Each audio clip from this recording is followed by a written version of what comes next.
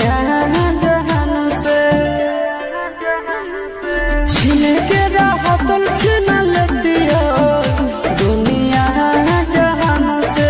अब सोना दुनिया जहान से जोड़ी है बनावल भगवान के दुश्मन है इंसान के।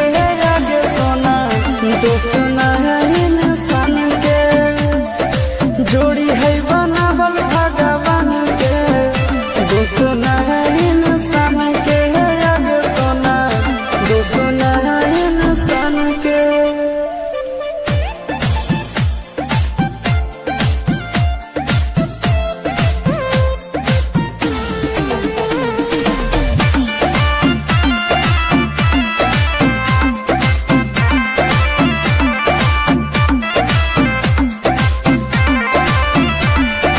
जन्मों से भले दोनों रहेंगे साथ में कहरम तो हाथ विधाते के हाथ में। आगे जन्मों से भले दोनों रहेंगे साथ में करम तो हाथ विधाते के हाथ में। कन्हैया से मिला जाते हमारा तो मंगल दियल कान के है। आगे सोना मंगल दियल कान के जोड़ी है बनावल भगवान के दुश्मन है इंसान के।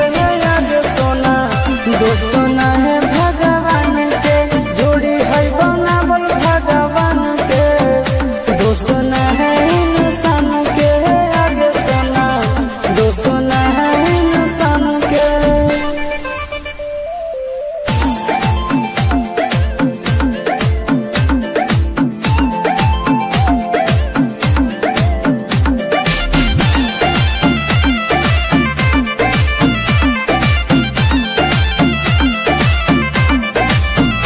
आगे तोर नहीं कसूर नहीं हमर कसूर गे दोनों के कैला का ऊपर वाला दूर गे।